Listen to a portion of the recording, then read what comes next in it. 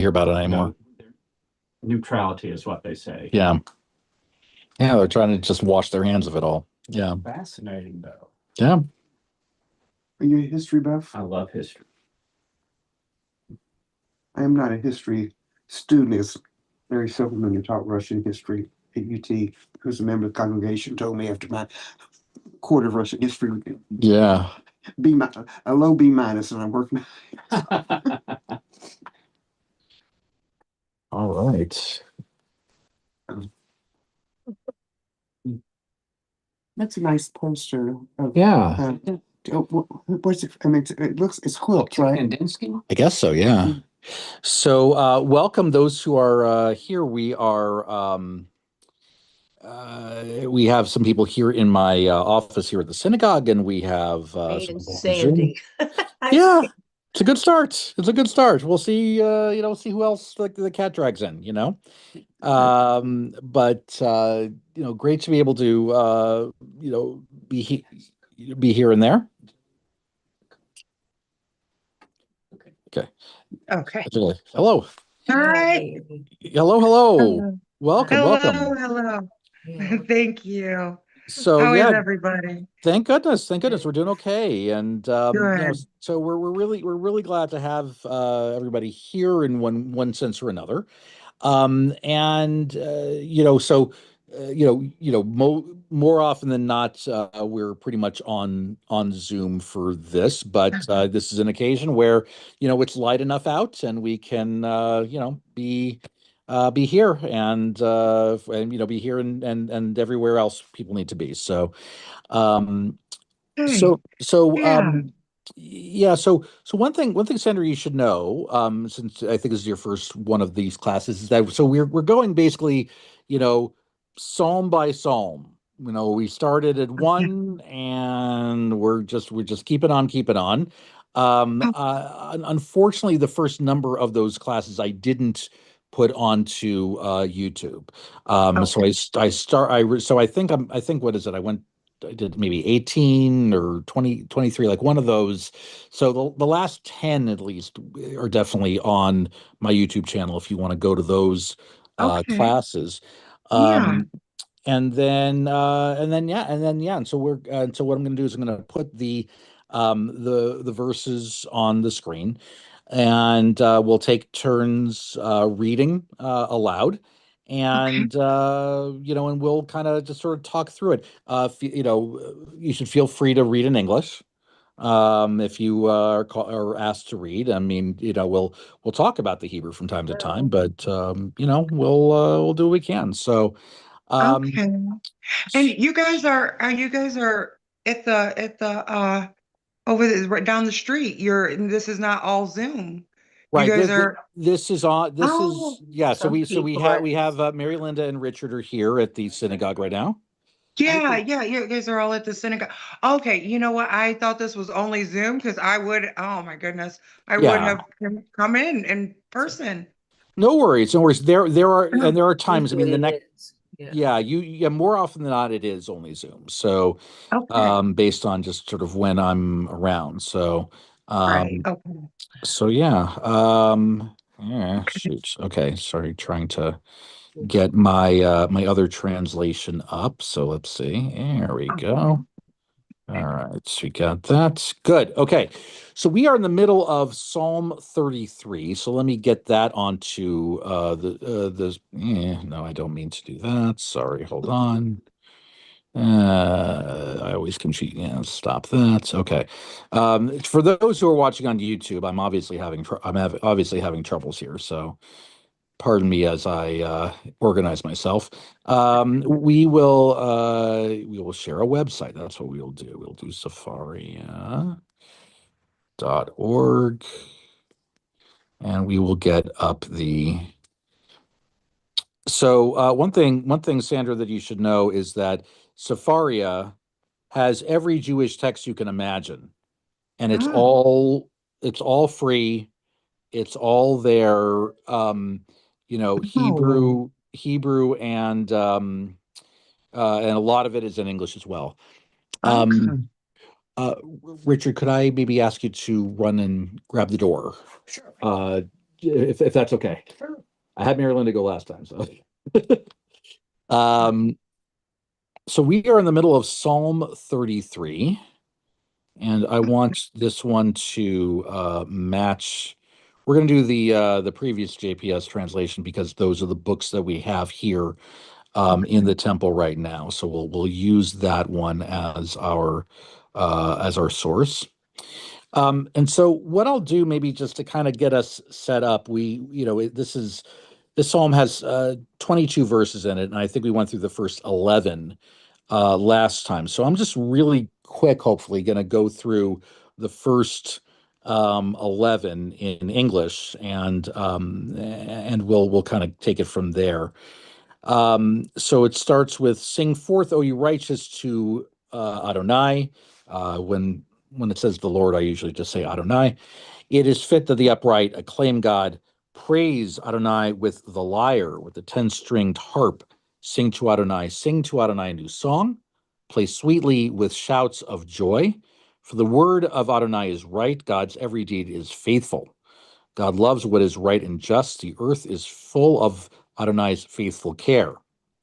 By the word of Adonai, the heavens were made, by the breath of God's mouth, all their hosts. God heaps up the ocean waters like a mound, stores the deep in vaults. Let all the earth fear Adonai, let all the inhabitants of the world dread God. For God spoke, and it was, God commanded, and it endured. Adonai frustrates the plans of nations, brings to naught the designs of peoples.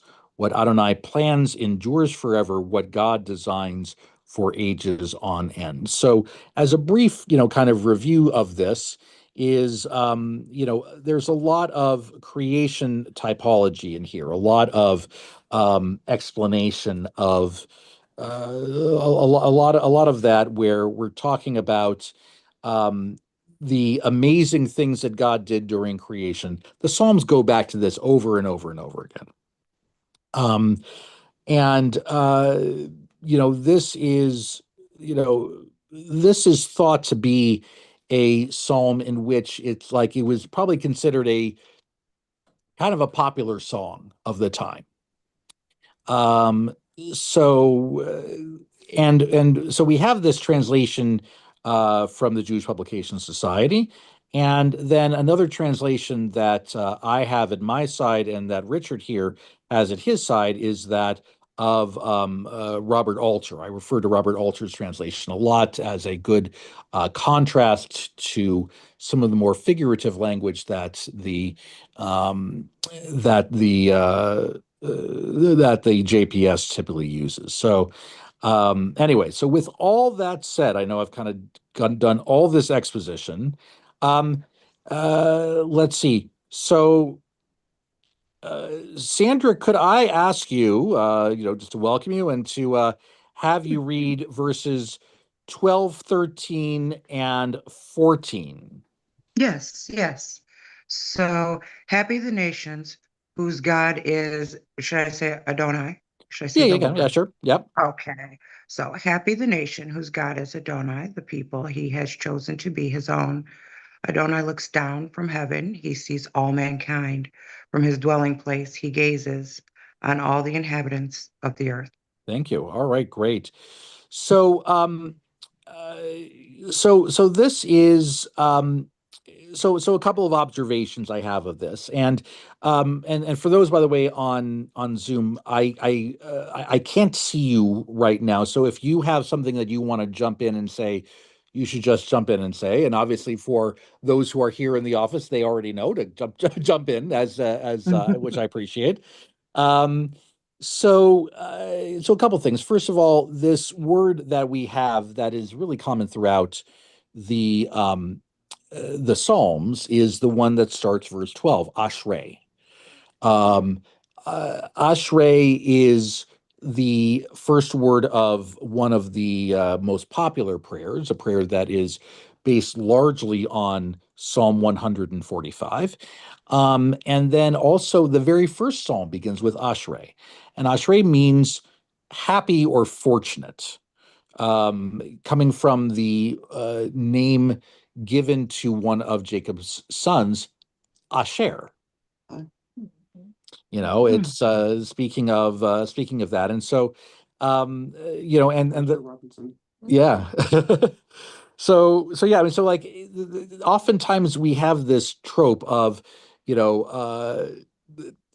that who is happy, who is fortunate, and who is not, right? And as you might imagine, always the ones who are happy and fortunate is the one who is aligned with God and aligned with God's principles and the commandments.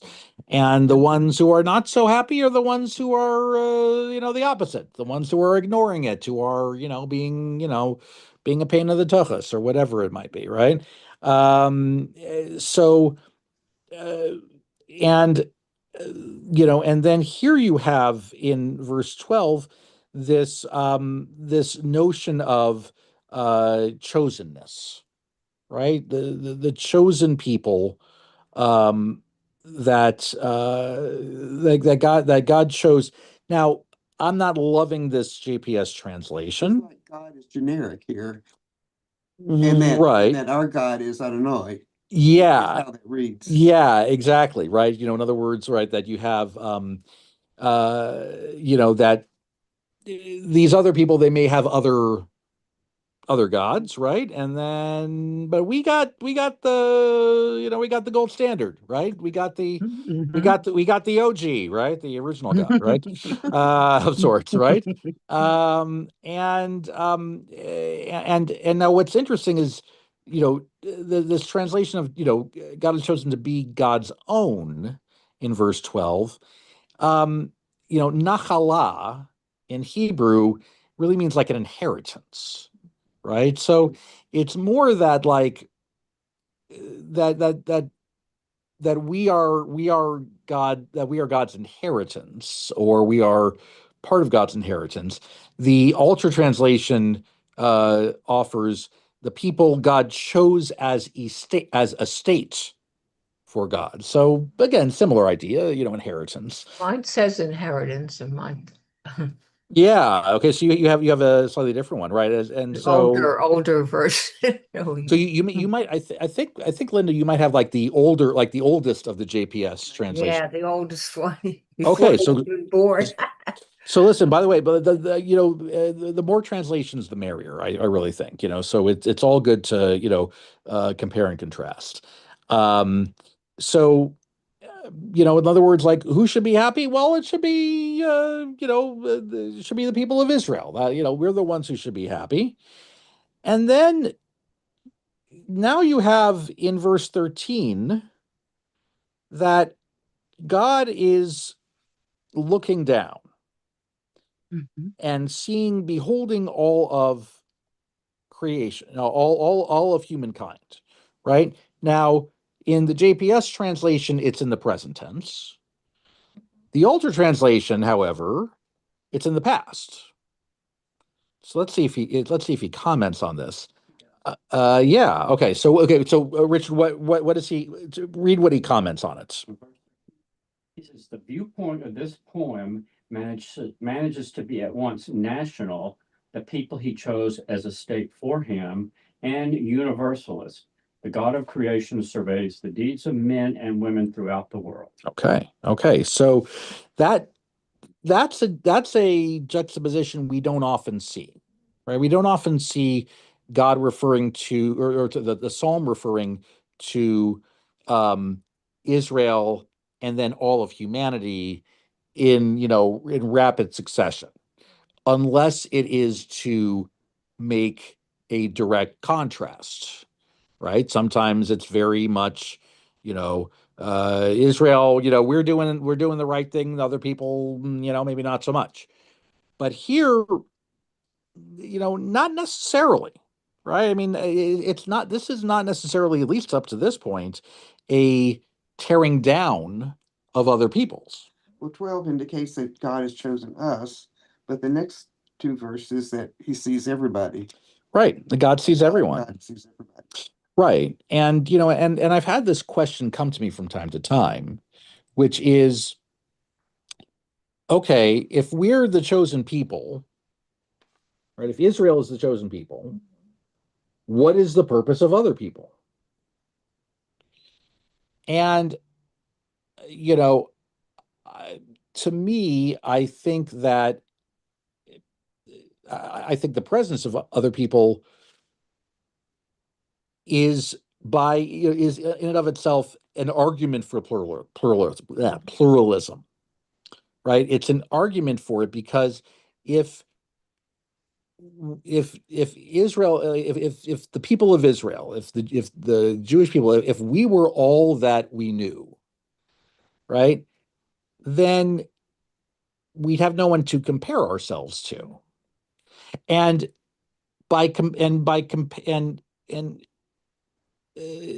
please understand when I say like refer to comparing, sometimes we need to compare to others, not in a condescending way to others, but rather to say, you know something, hey, we need, we can learn from other people. We can, that we should be, as the prophet Isaiah put it, a light unto the nations. We should be a good example to all people, but we should also take what is good from other people, right, and make that part of our sensibility, not necessarily our customs, but our, in terms of just how to, like, we can learn from each other, right? Um, um, there was an interesting documentary, and please understand, you may or may not like this person's politics or what have you. But the documentarian Michael Moore, a movie of his that he did, one of his more recent movies was a movie called Where to Invade Next. Now, it sounds like a really cynical title, but what he does is like he essentially makes it so that he visits other countries and he discovers what other countries are doing, in his view, better than the United States. And he makes this impassioned plea. He's like, look, this is not, I'm not anti-America. I want America to work. I want America to be good. But we have to listen to what other nations are doing. It's like, maybe it's not a bad idea to look at Italy with where every worker gets 6 weeks of paid holiday. Maybe it's not such a bad idea to have school lunches like they do in France, where school lunches are, first of all, natural foods as opposed to processed, and and then lunch is an hour long activity where eating is a passion and a social endeavor, not just wolf it down because we got to go to the next thing, right? And then he talks about prison systems in this country and the way that another country deals with history. And he says, look, Healthcare. yeah, and healthcare, right? And I mean, and like, and basically is, essentially, and what he's saying is, like, again, it's like, it's not to say that, oh, America's doing it all wrong. It's like, no, America can just, like, we can learn from other people, just like other people other people learn things from us. Mm-hmm. So anyway, so I think that is so to me, like, what's the purpose of other people besides recognizing the dignity in all people? It's also just to say, it's that, like, it should nudge us to learn from each other and to and to appreciate difference, just like we should appreciate difference within the Jewish world as well. And it also encourages the inclusiveness. Yeah. So, like as we do now with the Kaddish, right? We had Ve'akol Yoshvei Tevet, which is in the Bible, but we never used to use it. Right. But I like, we did a Torah reading some time back, and it was actually in there. Mhm. And so I said, why somebody had the bright idea that yes, we could include that because we all are important, not just the Jewish people. Started doing that. Yeah. So Yeah. and this is very clear from this that God looks on all the inhabitants, and that it says he fashions the heart of them all. Right. So God has Right. a hand in other nations as well. They're not affected by God. They are, in fact, God has something to do with who they are.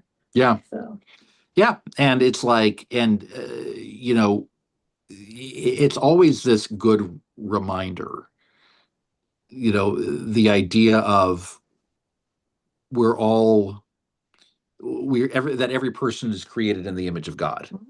And there are times where, let's say, I mean, I will acknowledge this. There are some times where I will find I'll be out in public and I will find somebody in public bothersome. I'll leave it at that, right? And then, like, every once in a while, I've said to myself, image of God, created in the image of God. Like it's not like like, that's not to say that I shouldn't be irritated, and it's not to say that sometimes we lose our patience, but it's like, does this person deserve some basic dignity? Yes. Yes, of course. We all do. So, well, Gilia, since you started verse 15, why don't, if you don't mind continuing, 15, if you do 15, 16, 17. all right. He who fashions the hearts of them all, who discerns all their doings. Kings are not delivered by a large force. Warriors are not saved by great strength. Horses are a false hope for deliverance. For all their great power, they provide no escape. For all their great Okay. power, they provide no escape. Yeah, yeah. Horses have a lot of power, but they. Yeah, well, I mean, look, I mean, why do you think we're still measuring cars by horsepower? No, I mean, it's just, yeah, no, that was actually a Jerry Seinfeld joke. It's like, why are we calling, why are we measuring like rocket ships by horsepower? Any chance we're going back to the horse? Horse will go in space. The horse will go in space, exactly. Like, yeah, okay. And so this does feel a little goofy, right? I mean, it does feel like how did horses get into this, right? So let's back up, right? Um, verse 15. I mean, I imagine feeling fairly, seeming fairly straightforward. The altar translation isn't that different, but with the idea of uh, what he says is that it's like he fashions their hearts one and all, right? And he uses that translation because he says this is the idiomatic force of the word yachad, yachad, which elsewhere and invariably in post-biblical Hebrew means together. Right. So yachad is something that you may have heard in different different titles of things, yeah, and if, like, you'll hear people like Hebrew teachers, like biyachad, everybody together, all together now, like biyachad, right? So that's but so what he's saying is that it's not necessarily together, but it's like one and all. Um, you know, which I guess is similar, but so it's a slightly different way of looking at it. Now, this seems to take a little bit of a turn here, right? The kings are not delivered by a large force. Warriors are not saved by great strength. Horses are a false hope for deliverance. Okay. So what's being said here, right? The underlying implication is that God takes care of these things, Right. that we may think we're in control. Mhm. Even the leaders, at the top of the chain may think they're in control, but they're not. Right. Right. And so and Alter puts it pretty well here. I mean, he says the impotence, this is his comment on verse 16, the impotence of any material power a human being can command stands in vivid contrast to God's overwhelming power expressed in the preceding lines over all the earth. It is noteworthy, moreover, that God is seen in this poem creating the world not through sheer force, but through speech, not with a big bang, but in a series of carefully measured words. Okay. Zohar. Explain. What do you mean? Zohar. That piece Arnold did is the world was created out of 22 letters and 10 sayings. Mhm. And the letters were created, but they were frozen in ice until the 6 directions were created. Mhm. And then they melted, and then they formed the 10 sayings. So That was what this piece says. Oh, this is so Zohar being like I would say the main text of Kabbalah, right? Of Jewish mysticism. It is it's a lovely thought. I mean, and where mine went is to the famous quote by the prophet Zechariah, not by might, not by power, but by my spirits. I did that as a needlepoint. Well, the Yeah. image of the 2 trees, who they are. Okay. And one is the king and the other's the prophet. I don't remember which is which, but Hmm. it's the Hanukkah Haftorah. It is. Only Haftorah we do twice a year. That is true. That's true.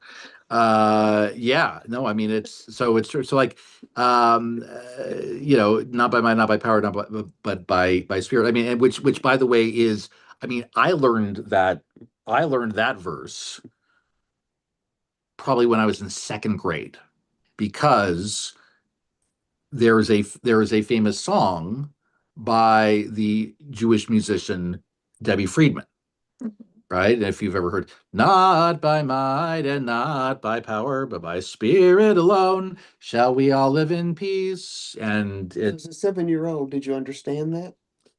I didn't understand it was Zachariah. I understood basically, like, in other words, like, I think I understood it like on a basic level, like that. Yeah, I mean, like a kind of on a basic thing where it's like, yeah, it's a um like I mean, we as any individual human being can only do so much. We need to place we need to place our hope, and it's something that is, I think, it is a hardening message. I always feel that it is a somewhat limited message, because I think emphasizing too much on humanity's lack of power compared to God can lead to the misconception that we are utterly powerless, right? And this is why we often talk about the idea of being partners with God, right? And so uh, that you know certainly the message of we can't do it alone, that's good and taken, but are we completely useless to be able to do anything? We have some responsibility in this, 100%. which is, you say, partners. Yeah, indeed, indeed. And so look, and I mean, I've probably said this numerous times in numerous classes, and you probably know this, the parable of the guy who is saying, God will provide, right? And God will provide, God will provide, God will provide, and then he drowns. God, why didn't you provide? I sent all these other things, and why didn't you take me up on it, right? So it's like, so to simply sit there and say, oh, it'll be fine, right? I mean, like, I remember, I will not say, identify the day camp that this happened. I remember going to a Jewish day camp probably as a 6-year-old in the summer, and they piled like 12 of us in the way back of their station wagon.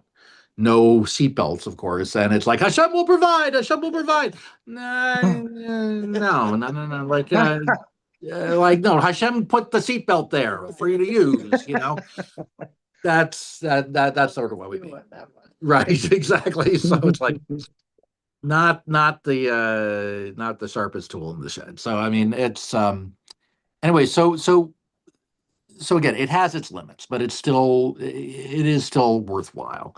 Um let's see. Richard, could you do and feel free to use the altar translation. So it's different than what you see on the screen, but verses 18, 19, 20, 18, 19, 20. Sure. Look, the Lord's eye is on those who fear him, on those who yearn for his kindness, to save their lives from death and in famine to keep them alive. We urgently wait for the Lord. Our help and our shield is he. Okay. Okay. So now, comment from Alter on verse 20, right?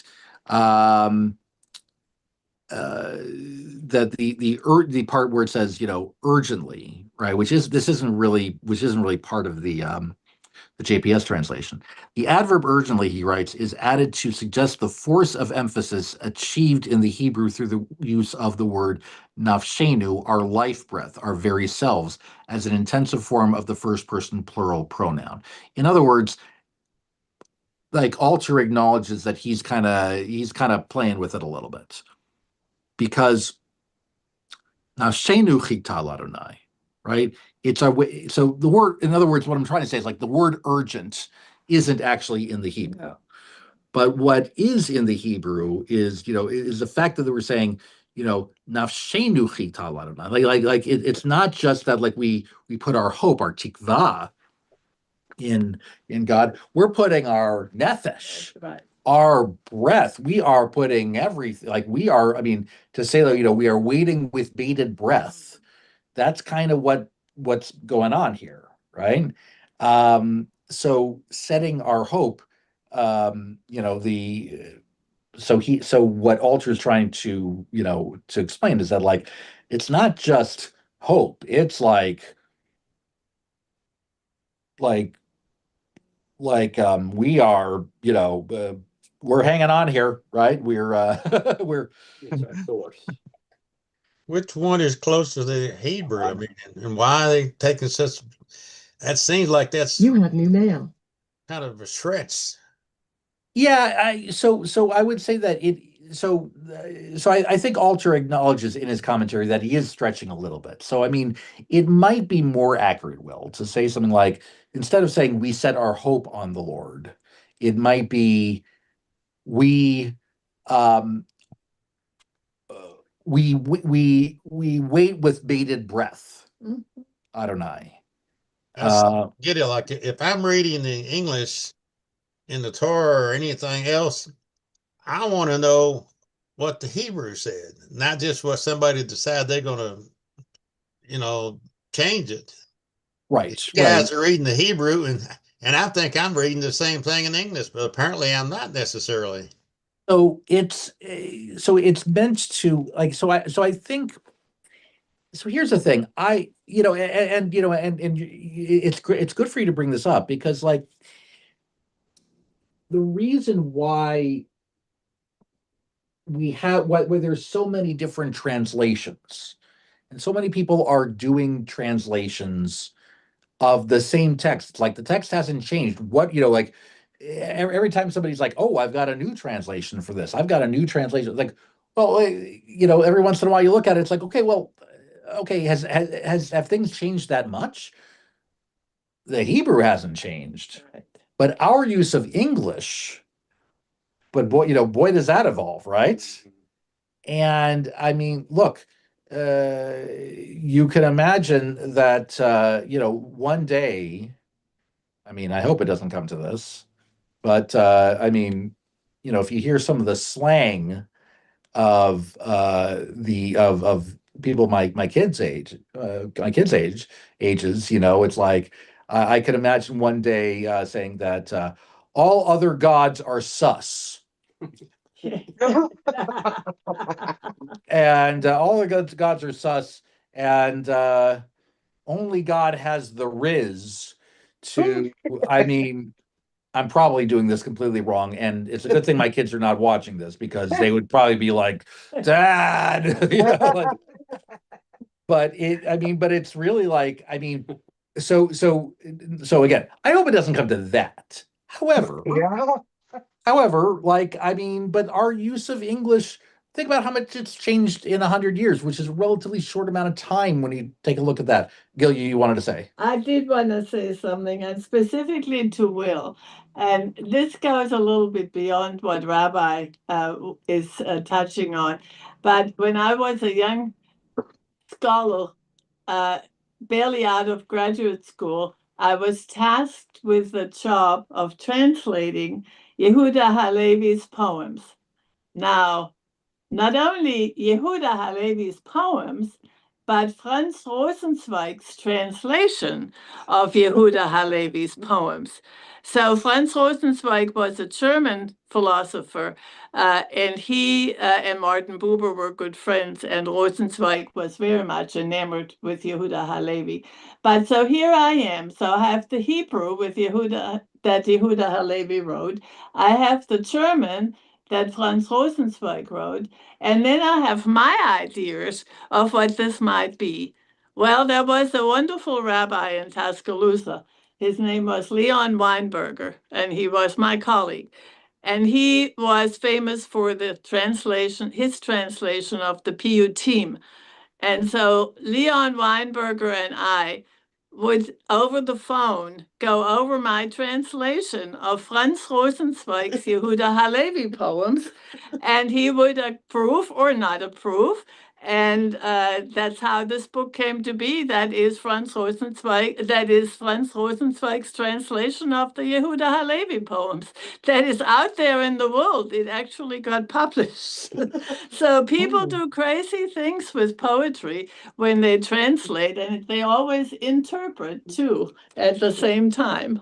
So Sorry, Rabbi. no, 100%. And so if you'll allow me, so the people who have been in this class, you understand that I love to bring in parallels in popular music, right? And so and to say that, like, in many cases that there are a lot of, similarities. So okay, in terms of just how, like, so the reason why I thought of this thing, what I'm going to read in just a moment, is based on, where it's like a translation of a translation of a translation, right? It's like, all of these things, like, so here is this,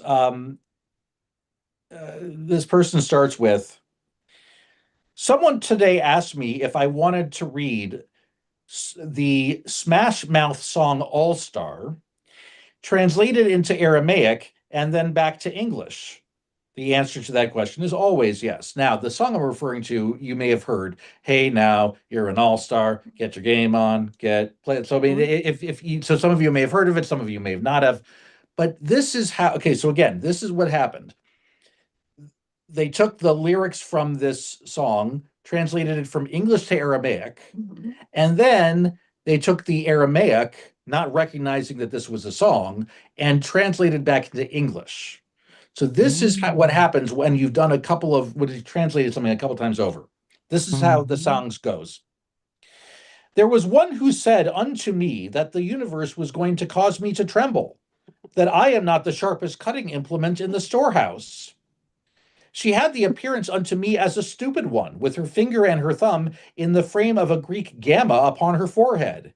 In the lyric, it's in the shape of an L on the forehead. Behold, behold, the years begin coming and do not cease from coming. Fed into the axioms, and I fell upon the earth and ran. It was not acceptable, if not to live for the sake of pleasurable things. Your brain increases its wisdom, but your heart increases its stupidity. A great amount to do, a great amount to see. Therefore, there is no difficult problem if we take the streets of the backside. You will not know if you do not go. You will not shine if you do not glow. And now the chorus. Behold, currently, you are entirely a star child. Begin your power, Go laugh. Behold, currently, you are a master of the music. Begin your singing. Acquire your wages. All that sparkles is gold. Comets alone shatter the frame. Sounds like it was written by AI. Hey, it does. Wow. The translation back into English. Yeah, they translate it back into English. Wow. They take it from English to Aramaic and then Aramaic into English. Yeah, So I know that song. yeah, Oh my that God. song. You know that I song, right? do. I That's mean, why I'm stunned right now. yeah, I mean, Yeah. it's like so this is what happens when like you get a translation of a translation of a translation, right? I mean, you're going to get a lot of different things, and this is one of the reasons Yeah. why we we like to look at different translations. But you're right also about it evolving. When Arnold first heard Lech Walesa on TV, he Mhm. couldn't understand him. He couldn't understand why he couldn't understand because he understood Polish.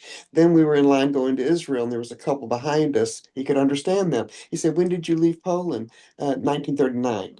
So that's how much language had evolved.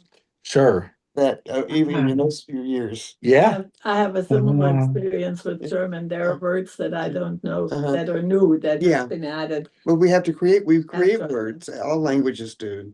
Yeah. Reading those two verses that we were reading, Yeah. 18 and 19. Mhm. If I read the second line in 18 and then the 2 and 20, who wait for his faithful care to save them from death, to sustain them for fame. It sounds like the man who was waiting for God to help. Mm. But if you go back and read the first line, truly the eye of the Lord is on those who fear him. So God's looking for these people who are counting on him. That's not obvious in the if you separate. Right. And Right. Huh. and for me, that's the advantage of looking at a book and not at the screen.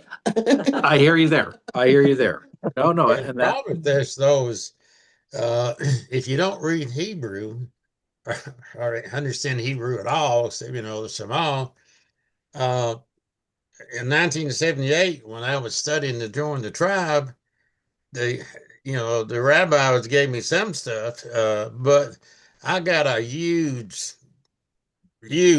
box of stuff from the rabbinical, not rabbinical, the New York City Rabbis Association, because the military post offices in Europe had a New York address, so they decided if if somebody's Jewish or going to be Jewish, it comes under their jurisdiction. So they sent me this huge box, and I've still got uh, the GPS version of the Torah they sent me. It's all English, and it's the last reproduction of it is or copyright, but not the original translation. I guess in 1917. This is a 1955 edition, Hmm. and it was over there. And I took it as a time that What I have. this is exactly what the Hebrew said. And I mean, I didn't need to see the Hebrew. This book. It was big enough by itself. Just that the English, and that seems kind of like unfair. I mean, I've been so long there, I've learned more than what's in there. But it's like, you know, you need to tell us what does it say, because my idea of joining tribe was it's a matter I understood what it was. Not that I could read a foreign language, it's I understood it, and I understand it now, and I've learned more every day. Mhm. But it seemed like to change the wording. I want to know what it said in the most original there is. I don't know if this is the most original translation there is or not. It's the same like all of you just get a translation that's English says exactly what the Torah says, not what somebody thinks it should have said or whatever. I mean, it's just there. Yeah, you know what, I would suggest, I mean, and I really, I do think that it,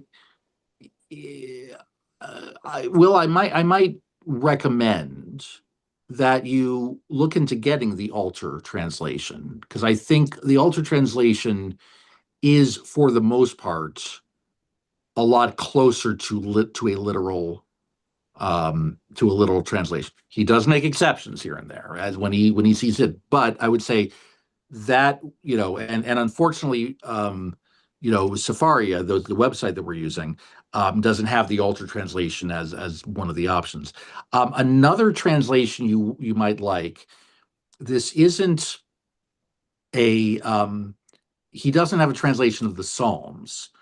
So it wouldn't help for these purposes. But if you were looking for something more literal when it comes to the Torah and also the beginning books of the prophets, Joshua, Judges, Samuel, and Kings, I might look into the work of Everett Fox. Everett Fox, it's a very bold translation in a lot of ways, because what he did was he he was trying to be as literal as possible while maintaining the poetic stylings of the words, which sometimes, honestly, like, I find challenging, because it's like because I tend to just want the clarity of it. I just want sort of like, okay, what is it saying, as opposed to the rhythm of the verse or whatever it is. And he captures both the literal and the rhythm. So unfortunately for this case, we don't have his translation for Psalms. We do have it for those books. So I might recommend taking a look at Everett Fox or Alter for that. Linda, could I invite you to do the last couple of verses in? But you don't think the GPS, well, presumably, the copyright is 1917 is accurate? I mean, look, it's a little more, I would say it's a little more colloquial, at times, and a little more stylized. Um, eh, I would say that, like, again, if what you're looking for is literal, I have. I would try, I would try some of the other ones. It's not, and by the way, I'm not saying JPS is bad. It's not bad, but it does serve a somewhat different purpose. So, Linda, could you do 21 and 22 for us to finish up the psalm? In him our hearts rejoice, for in his holy name we trust. May we enjoy, O Lord, your faithful care as we have put our hope in you. Okay, so I want to, regarding this last bit, Kasher Yichalnu Lach, the end of 22, that we have put our hope in you, or as Alter put it, we have yearned for you. Um, uh, there's a line near the end of the Amidah, which is Meolam Kivinu Lach, which basically means we have for a long time, I have always, or in generation after generation, or for such a long time, I have hoped for you. Me'olam kivinu lach. So that's kind of based on this, I believe, that we have put our hope in you. And and so this idea of God we have, not only, like, literally in God we trust, like we have in verse 21, right? But it's also like, we've been, the spirit of this, I think, is, we've been waiting for you. We are waiting for you. We are, and as in verse 20 says, we set our hope upon you. We, urgently waiting for you. So this to me echoes, certainly, the psalm that I always, my favorite psalm, 27, which is like, Achacha alti me'etz Adonai ota avakesh, the one thing that I want of you, God, the one thing I always wanted, shivti bevetz Adonai kol yemei chayai, to sit to dwell in your house all the days of my life. It's kind of like, that, like, we turn to you because you're the one we turn to. I mean, I know I apologize for sounding circular in saying that, but it really is kind of like, who else are we waiting for? Who else are we hoping for? And so it this I think kind of goes to the heart of, what we are doing when we are reciting Psalms, is to say, hey, you know what? I could ask, sure, I could ask other people for help. I could ask other people for their support, their wisdom, everything like that. And sometimes I will, but who am I really reaching out for? You know, it's like I'm going straight to the source here, if you will. The line you quoted from the psalm that you love, it just resonating. When I sit on, Shabbos afternoon, if it's nice, I'll sit on my kitchen deck. That's the feeling I get. I'm just surrounded by the birds and the trees and the leaves, and I never thought about it in those terms, but that really expresses it Sure. for me. Sure, it's great. Yeah. Yeah, I mean, to be able to like look, we all have our own views of what the ultimate feeling would be, right? Like what's sort of like this feeling of obviously, like we wish to live as long as we can, obviously, God willing, and then but like you hear sometimes people have a certain feeling in life, and they'll say, I could die right here, right? I mean, like, where they'll say like, in other words, like this moment, the expression comes from the idea of this moment this is a perfect moment. Perfection. What could top this, right? Yeah. I think of that kind of feeling right there. Not that not that Like nothing can top it. yeah, nothing can top it. I can't imagine anything that would top it, right? So anyway, so that's Psalm 33. Let's see. I want to take a quick gander ahead at what Psalm 34 will be like in terms of length. Psalm 34 might also take a couple of sessions. We'll see how that goes. That one is 23 verses. So We have all the time in the world. yeah, exactly. So I mean, we are going to meet again in 2 weeks. And 2 weeks at this time, it will be Zoom only. 2 weeks from today, 6:30 to 7:30. And we'll go on to Psalm 34 because that's what we're doing in this. We're just gonna keep on keeping on. So we're 20% the way through now. Yeah, we passed 20%. In terms of number of verses, it's hard to know. It's interesting. So far, we've dealt with psalms that are of relatively similar lengths. I mean, maybe some are longer, short than others. As we get to some of the later ones, I mean, there are some where, I mean, the craziest example, of course, is that Psalm 117 is 2 verses long.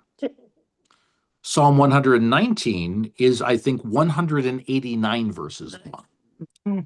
So we'll be spending more time on It'll take us 189. forever. Yeah, it might take us a while. But we'll see. We'll see where we go. We're just gonna keep on going as far as we can. So sounds good. Sounds In good. the next 4 years, we'll probably finish. God willing. Let's so we'll see how far we can get. So good. All right. Well, wishing everybody a good rest of Pesach. 3 more days. We can do this. We can do this. And we will we'll catch you next time for the Psalms class and then other classes as we go along. Lunch and Learn is not going to be this Wednesday, but it will be the following Wednesday when it won't be Yom Tov anymore. And I'll confirm the rabbi's recommendation about whole wheat matzah. Yes, whole wheat matzah is pretty good, right? Yeah. Whole wheat. Whole wheat Yeah. matzah. Fresh markets rock down mine, and it's good. It's not bad, right? Yeah, it's a little less cardboardy, so. All right, have a good night, everybody. You too.